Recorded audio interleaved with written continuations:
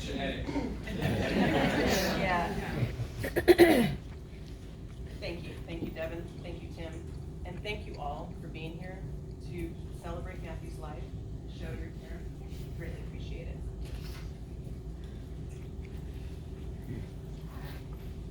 In 2009, Matthew fulfilled a lifelong dream of moving to California when he accepted the position of Executive Director of Advancement for the Engineering College at Cal Poly. He certainly picked the right city because, as we all know, San Luis Obispo is the happiest place on earth. With his passion for outdoor sports, this was a natural place for him, and it didn't take him long to find great new friends and shared his passion here in his new home. Matthew strived to be the best father he could be. He continued that mission after his move to San Luis. Kiernan joined him and was enrolled in Morro Bay High School after Matthew researched and interviewed schools to make sure he was in the best school. He was also sure to support Devin, who was at Duke. He supported him through his school years and during some adventuresome school breaks. I am thankful for the opportunity to know these boys. I am very proud of Matthew for putting in so much effort to try to raise them right. Clearly, you can see the picture. I am also thankful, despite the challenges of dealing with rental car companies and traffic and everything else that was going on Memorial Day, that Devin was able to be here with us for Matthew's final moments. It was an incredible honor to see that boundless love.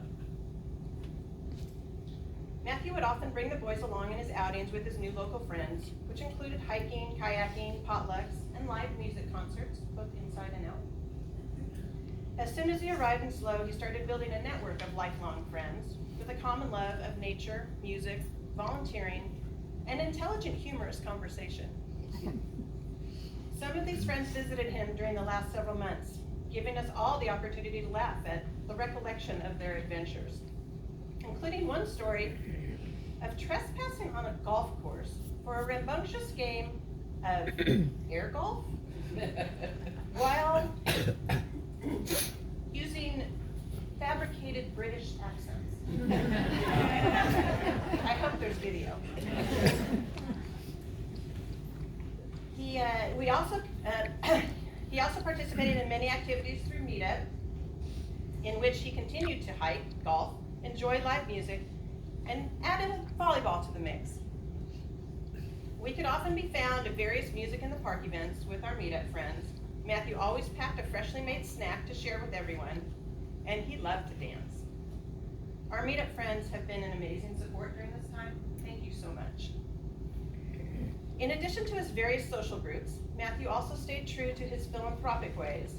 As an active Rotarian, where he participated in almost every activity, including the annual open home tour, the annual spaghetti feed, which actually doesn't serve spaghetti, and the annual trip to Compostela, Mexico.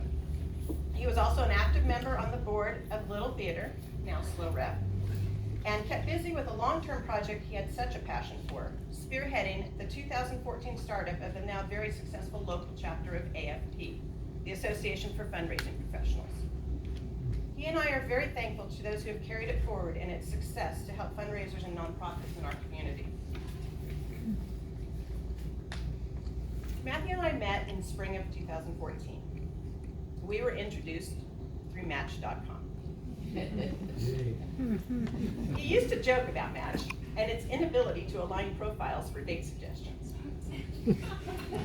As I recall, his profile was set to find a fitness-minded, non-religious blonde, over 5'10", living within 20 miles of San Luis.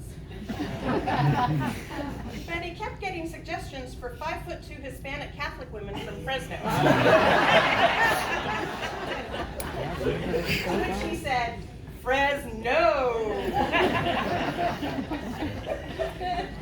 I'm only 5'8", so he used to say they somehow got it right despite the fact that I was way too short. One of our original common interests in our profile was this theater.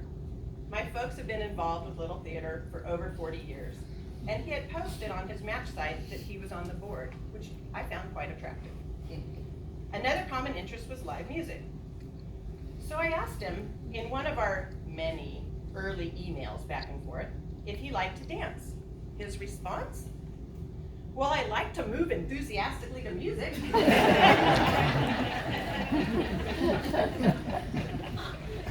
Once I felt that email courtship had gone on way too long, I finally lured him to my office with the promise of choosing fresh vegetables from my mom's Tally vegetable box. They had been on vacation, so I had picked it up. I guess he liked the vegetables because we had our official first date that weekend. It was a walk on Bob Jones Trail, which ended up leading to a lunch at Avila Beach. I didn't think it went all that well. We got out on the trail, and I realized I left my phone in the bathroom on the pier. So we had to walk all the way back. Great first impression. Anyway, he later told me that even then he thought it was something special.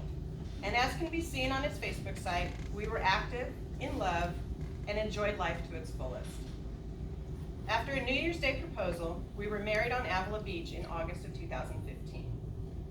And as many of you may recall, it was a damn fun way to start our life together.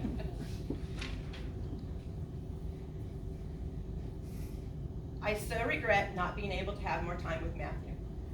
I truly believe I was chosen to take this journey with him, and I have been honored to be a part of it. I am very thankful to my children for embracing Matthew and caring for him alongside with me with as much love and care as they knew I had for him. Matthew left us with as much love and character as he walked through our world with. Always a gentleman, always caring for others. I had my hand resting on him while I sat with him during his last hours. And at one point, he intertwined our fingers and lovingly held my hand in a final act of love. This I pass along to you because I know how much you all meant to him. Thank you for sharing his beautiful life and for being here today. We would now love to hear from any of you who would like to share a memory or a sentiment. You can just stand up where you are